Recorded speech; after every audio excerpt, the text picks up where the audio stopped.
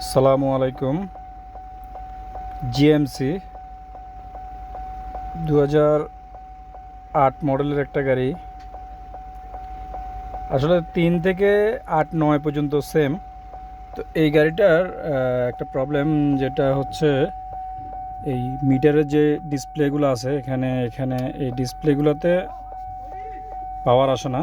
এই যে আমি ইগনিশন দিচ্ছি, এখানে গিয়ারের যে লাইটগুলো এগুলো আসার কথা, এটা অটো গিয়ার গাড়ি, PRND2L এইগুলো আসবে। আর এখানে হচ্ছে ডিসপ্লেতে যে মাইলেজ কত কিলোমিটার চলছে অথবা যে ডায়াগনোসিস যে ইন্ডিকেশনগুলো আছে ওগুলো দেখাবে, কিন্তু এটাতে দেখাচ্ছে না। তো এখন আমরা আসলে প্রবলেমটা ফাইন্ড আউট করব। মূলত মনে হচ্ছে এটা মিটারেরই ইন্টারনাল সমস্যায়, যে আইসিগুলো আছে মসপেট আইসি অথবা ক্যাপাসিটর ডায়োড টায়োড কোনো একটা সমস্যা হয়েছে। তো এমনি বাইরের যত ফিউজ যে ফিউজগুলো আছে এগুলো দেখলাম, এটা জিএমসি আর হচ্ছে শ্রেবোলেট এই মডেলগুলো সেম, মিটারও সেম, সবগুলাই সেম মোটামুটি কাছাকাছি। আমি একটা শ্রেবোলেট করছি, তো যার কারণে আসলে এটার একটু মনে হচ্ছে যে মিটারেরই প্রবলেম।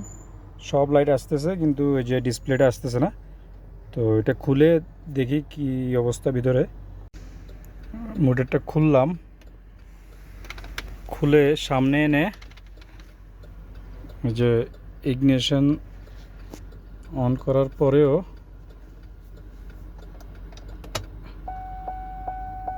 এটা আসলে ডিসপ্লেটা আসতেছে না।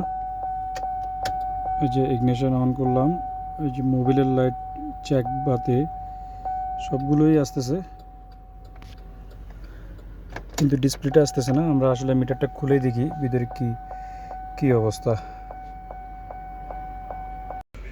মিটারটা খুলে নিয়েছি, খুলে দেখলাম সবগুলো আইসি মোটামুটি ঠিক আছে। একটা আইসি লুজ কানেকশন, এই যে PRND321 এই জিনিসগুলো যেটা দেখা যাচ্ছে এটা হচ্ছে গিয়ারের ডিসপ্লে।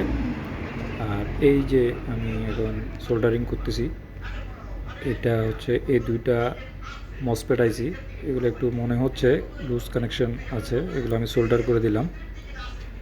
তো সোল্ডারটা সাবধানে করতে হবে, কারণ এখানে ছোট ছোট কতগুলো ট্রানজিস্টর রেজিস্টার আছে, ডায়োড আছে। এই যে দেখতেছেন দুই পাশে দুটো ডিসপ্লে। আবার ওই যে এখন মিটারটা রিপেয়ার করে ফিটিং করলাম। এখন সুইচ দিয়ে দেখি, ইগনিশন দিয়ে দেখি, আলহামদুলিল্লাহ এই যে এখন কাজ করতেছে। দুইটা ডিসপ্লেই আসছে। যে মিটারের নিচে যে ডিসপ্লেগুলো থাকে, এটা এটা এই দুইটা ডিসপ্লে আগে টোটালি কাজ করতো না। এটার ভিতরে যে সার্কিট বোর্ডটা আছে ওইটার যে মসপেট আইসি থাকে, পাওয়ার সাপ্লাই আইসি, ওই আইসিটা লুজ কানেকশন, সোল্ডারটা লুজ কানেকশন হয়ে গেছিলো। তো ওইটা সোল্ডারিং করে দেওয়ার পরে আলহামদুলিল্লাহ এখন কাজ করতেছে, সবগুলা কাজ করতেছে। ধন্যবাদ সবাইকে। আসসালামু আলাইকুম।